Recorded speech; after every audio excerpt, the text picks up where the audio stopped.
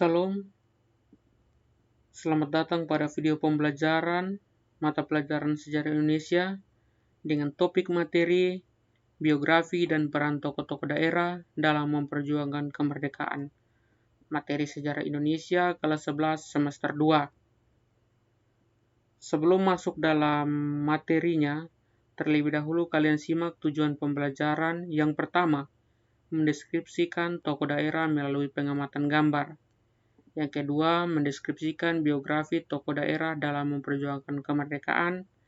Dan yang ketiga adalah menganalisis peran tokoh-tokoh daerah dalam memperjuangkan kemerdekaan.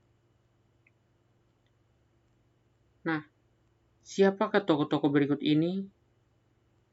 Silakan masing-masing identifikasi nama tokoh-tokoh tersebut sebelum masuk pada pembahasannya. Jadi kalian silakan mengamati gambar dan menganalisis kira-kira gambar nomor 1 ini namanya siapa, nomor 2 namanya siapa, sampai pada nomor 10 namanya siapa. Silakan tulis pada buku catatan kalian, baru lanjutkan untuk simak video selanjutnya.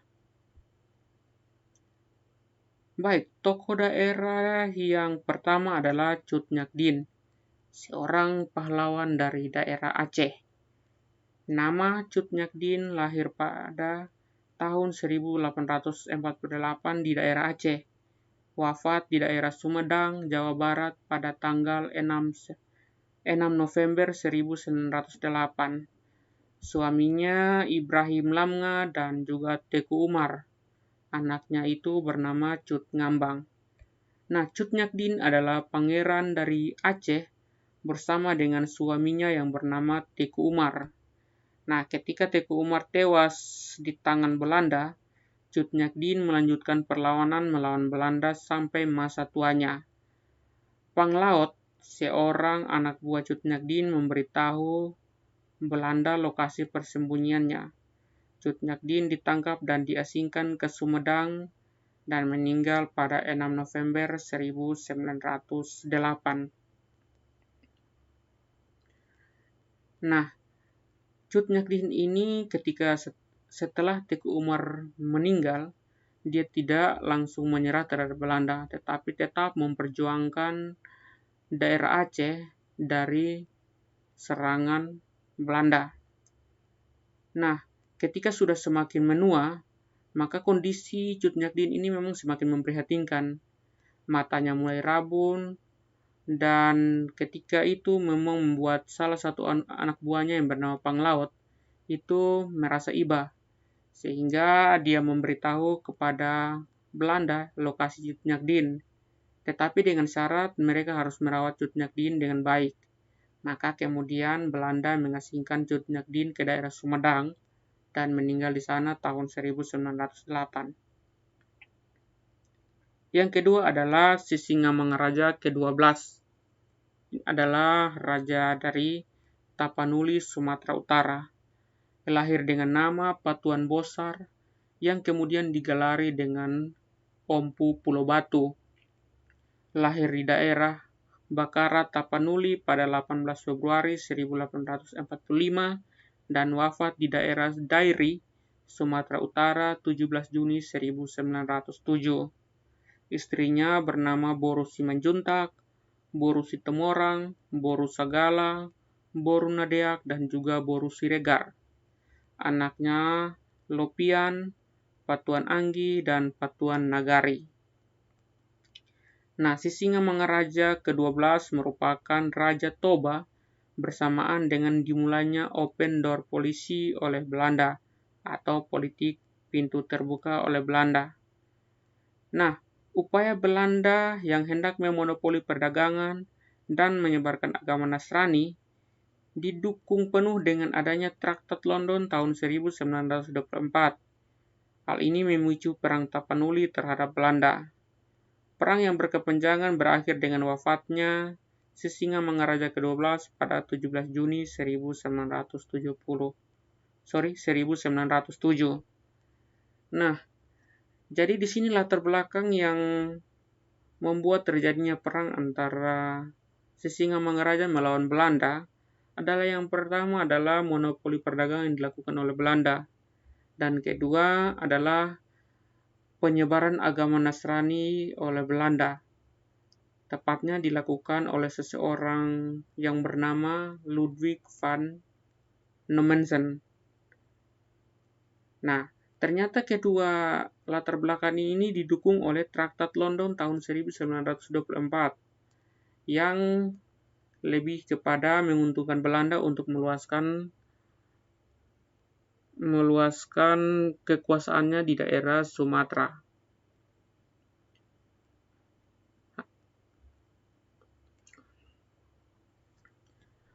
Nah, ketika pada tahun 1877 para misionaris di Bahal Batu meminta bantuan kepada pemerintah kolonial Belanda dari ancaman diusir oleh Sisingamangaraja ke-12. Karena memang Raja Sisingamangaraja ini menolak kehadiran misionaris di daerah Tapanuli. Maka dengan adanya ini, maka misionaris tersebut kemudian melaporkan hal tersebut kepada Belanda. Maka dari sinilah mulailah terjadinya perang yang berkepanjangan sehingga berakhir dengan meninggalnya Sisingamangaraja pada 17 Juni 1907.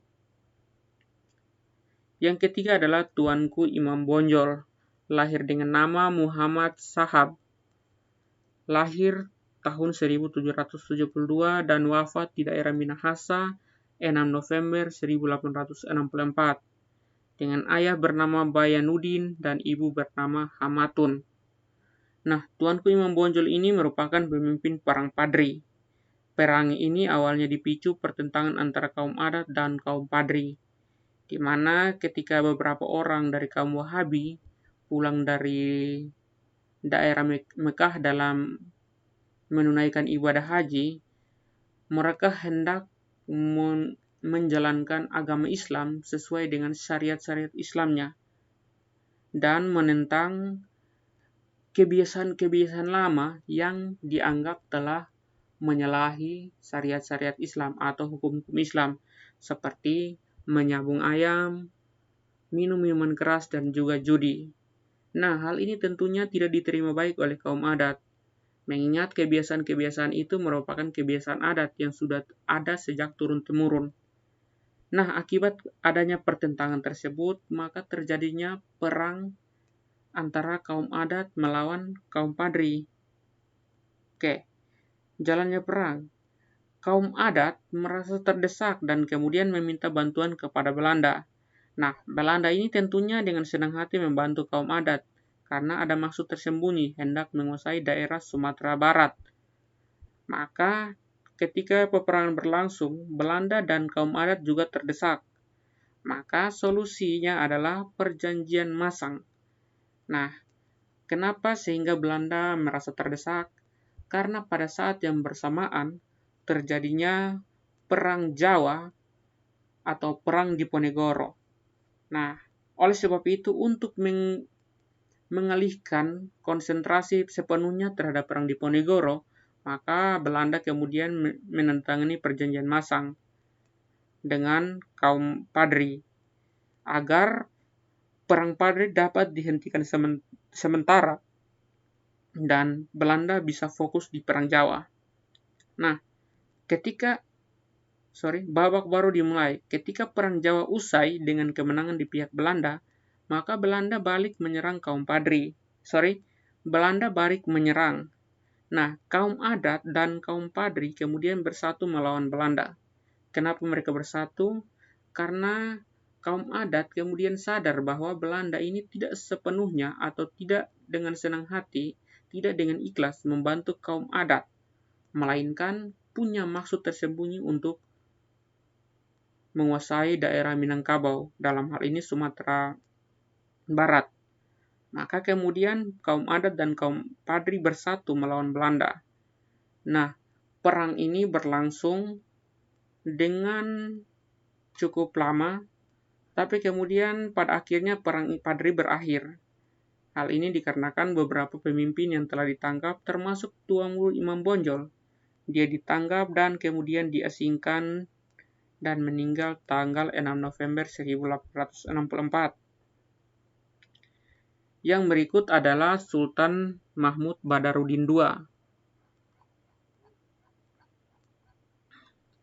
Nah, Sultan Mahmud Badarudin II ini lahir dengan nama Raden Hasan Pangeran Ratu. Nah, dia itu lahir di Palembang tahun 1767 dan wafatnya itu di daerah Ternate, Maluku Utara tanggal 26 September 1852. Nah, Sultan Mahmud Badarudin II ini merupakan pemimpin Perang Menteng. Nah, awalnya Palembang ini menjadi incaran Inggris dan Belanda. Kenapa demikian? Hal ini bermula saat ditemukan timah pada pertengahan abad ke-18.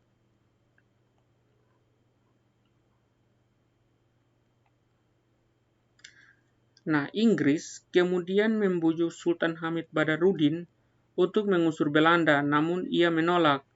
Ia juga tidak mau bekerja sama dengan Belanda, akhirnya bersifat netral. Nah, ketika tragedi tanggal 14 September 1811, loji Sungai Aur terbakar, menuduh terjadi. Inggris kemudian menyerang dan menguasai Palembang.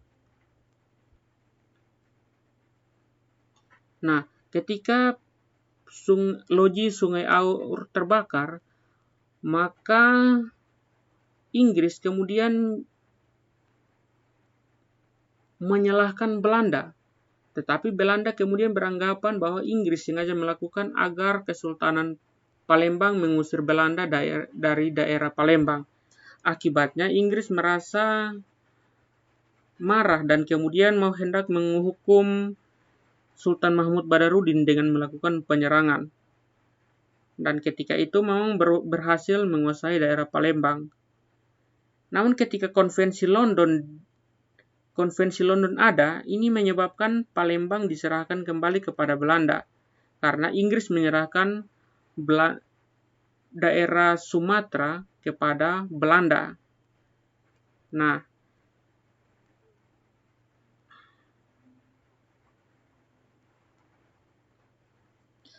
Nah, kemudian ketika itu ada upaya Belanda untuk menguasai daerah Sumatera. Hal ini menyebabkan pecahnya Perang Menteng di Palembang melawan Belanda. Perang Menteng Palembang melawan Belanda terjadi. Nah, ketika perang terjadi terus-menerus, ternyata Sultan Badarudin dapat ditangkap dan diasingkan hingga wafat di daerah Ternate, Ternate, Maluku Utara.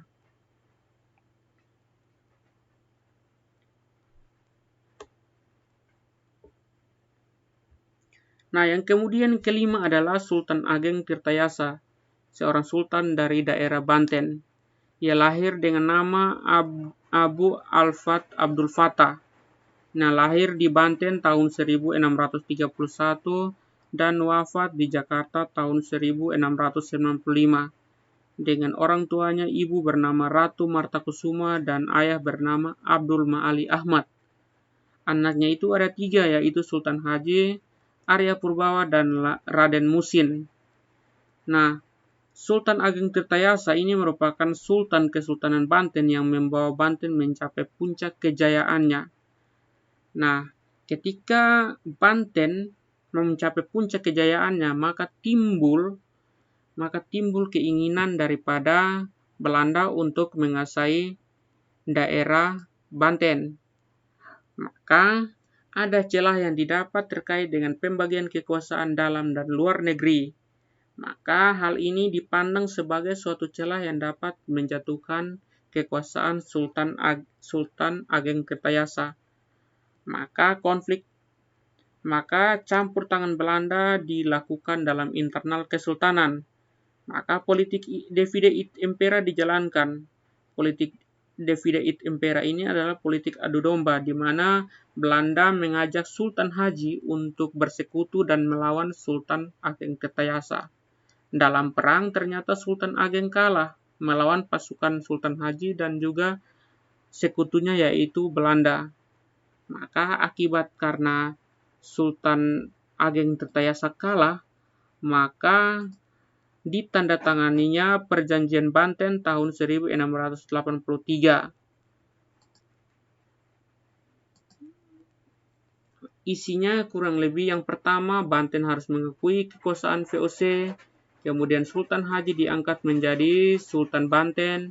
Yang ketiga adalah Banten harus melepaskan pengaruhnya terhadap Cirebon, dan yang keempat, Banten tidak boleh berdagang lagi di Maluku, dan yang kelima adalah hanya Belanda yang boleh mengekspor dan memasukkan kain ke wilayah Banten. Dengan adanya perjanjian ini, maka Banten dikuasai oleh Belanda.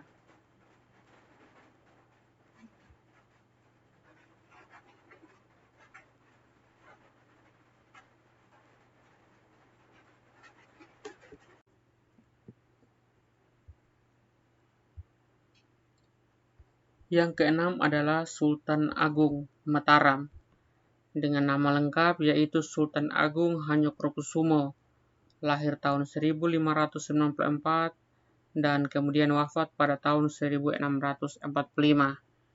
Nah, Sultan Agung Hanyokrokusumo merupakan sultan dari Kesultanan Mataram yang berhasil membawa Mataram mencapai puncak kejayaannya.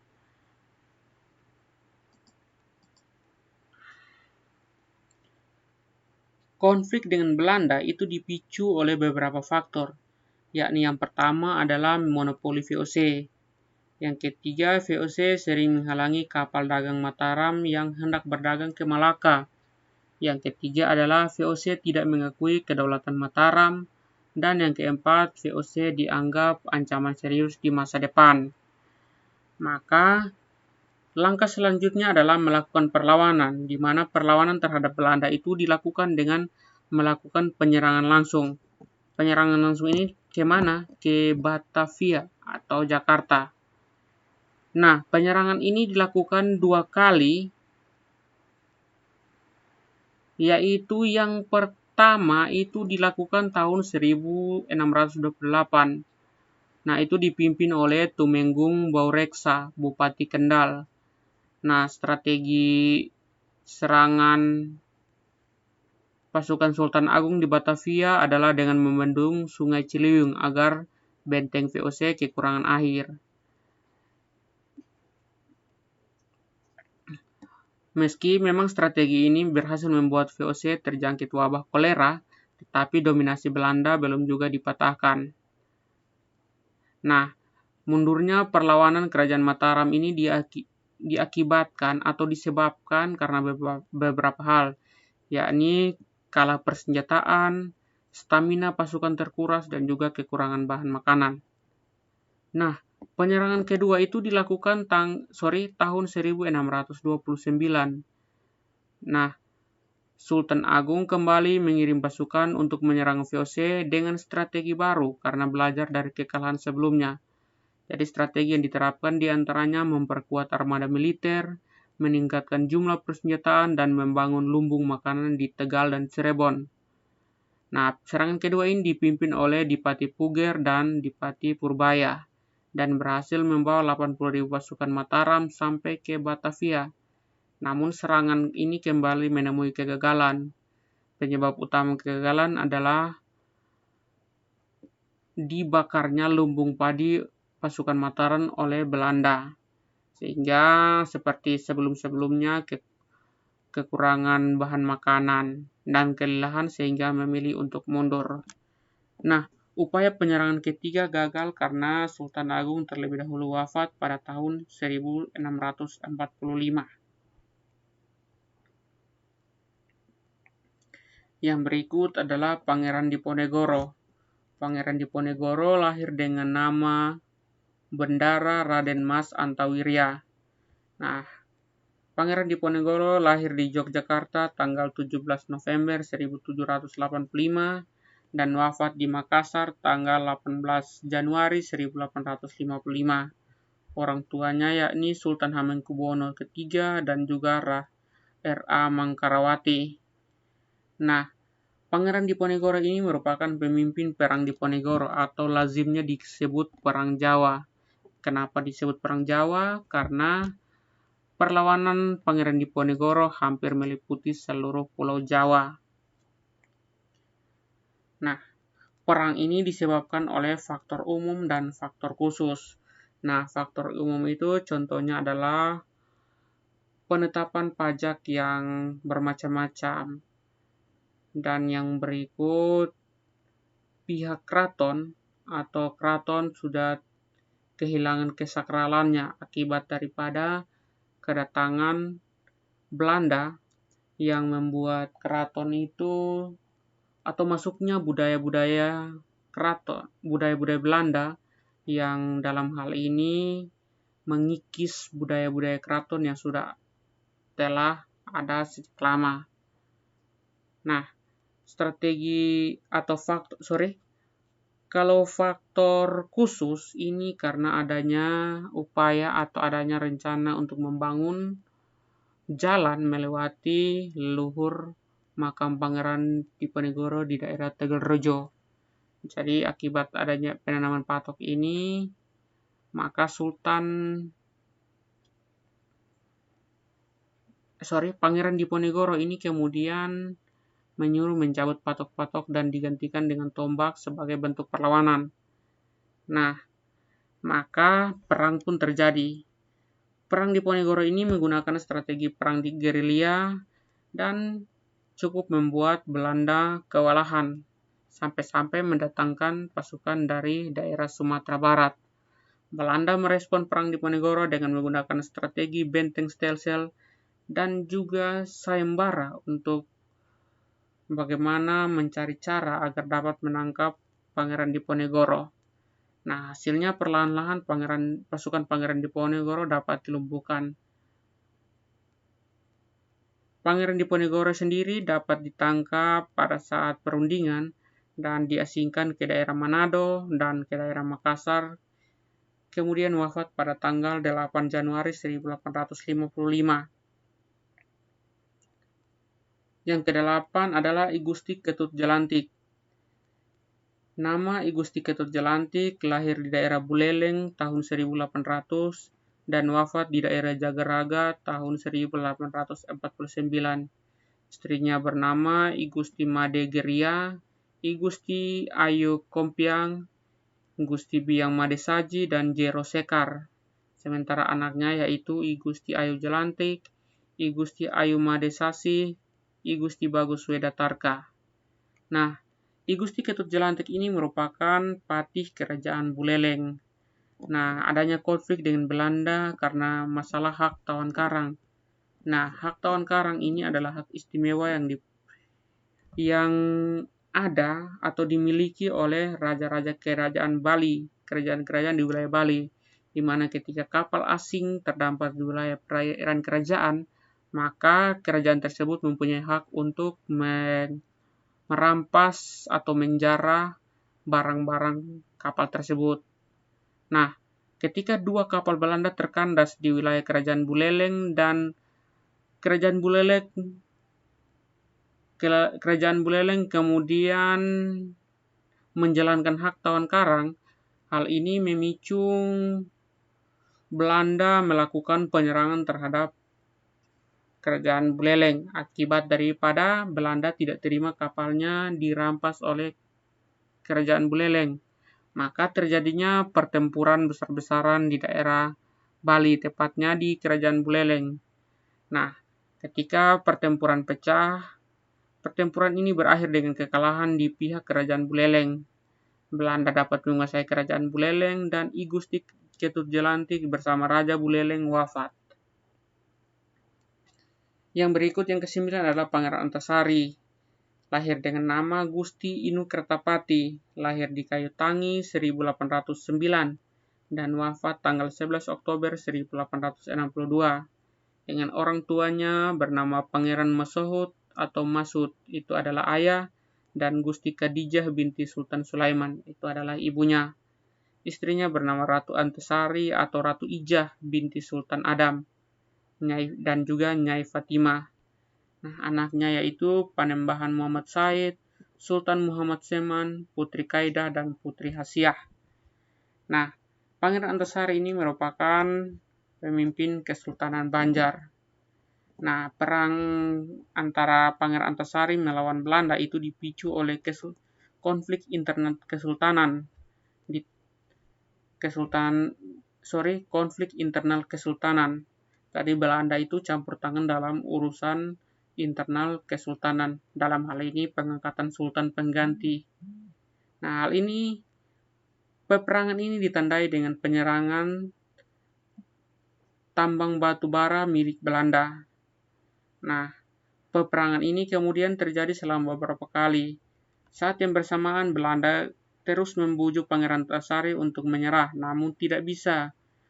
Langkah selanjutnya adalah sayembara 10.000 gulden untuk menangkap Pangeran Antasari, namun juga tidak berhasil. Kenapa tidak berhasil? Karena rakyat di wilayah kerajaan Kesultanan Banjar tidak merespon atau tidak sama sekali tertarik dengan sayembara yang dilakukan oleh Belanda. Nah, dalam perkembangannya Pangeran Antasari ini wafat karena menderita penyakit cacar. Yang ke-10 adalah Kapitan Patimura, lahir dengan nama Thomas Matulesi, lahir di Saparua 8 Juni 1783 dan wafat di Ambon tanggal 16 Desember 1817. Orang tuanya Frans Matulesi dengan ibu Fransina Silahoy. Nah, Kapitan Patimura ini merupakan pemimpin perang Saparua Ambon melawan Belanda. Nah, dia ini merupakan mantan sersan Inggris juga. Perang ini terjadi akibat dipicu berbagai kebijakan kolonial yang sangat menyengsarakan rakyat. Nah, hal ini tentunya kebijakan-kebijakan daerah Maluku pada umumnya yang tentunya menyengsarakan rakyat. Nah, maka kemudian diangkatnya Kapitan Patimura ini menjadi pemimpin untuk melakukan penyerangan terhadap Belanda. Maka langkah selanjutnya atau langkah pertama yang dilakukan adalah menyerang dan menduduki benteng Duurstede. Maka akibat penyerangan ini residen Belanda yang bernama Van den Berg meninggal. Nah, perlawanan Patimura melawan Belanda menjadi lemah akibat dari politik adu domba yang diterapkan oleh Belanda memanfaatkan pembelot-pembelot dari pasukan Pangeran Diponegoro, sehingga Kapitan Patimura itu dapat ditangkap bersama dengan beberapa teman lainnya, pemimpin lainnya. Ketika Belanda menawarkan kerjasama dan Patimura menolak, maka Patimura kemudian dihukum gantung di Benteng Victoria tanggal 16 Desember 1817. Baik, materi kita hari ini memang cukup sampai sekian. Terima kasih banyak. Kita akan ketemu lagi pada materi-materi selanjutnya. Terima kasih.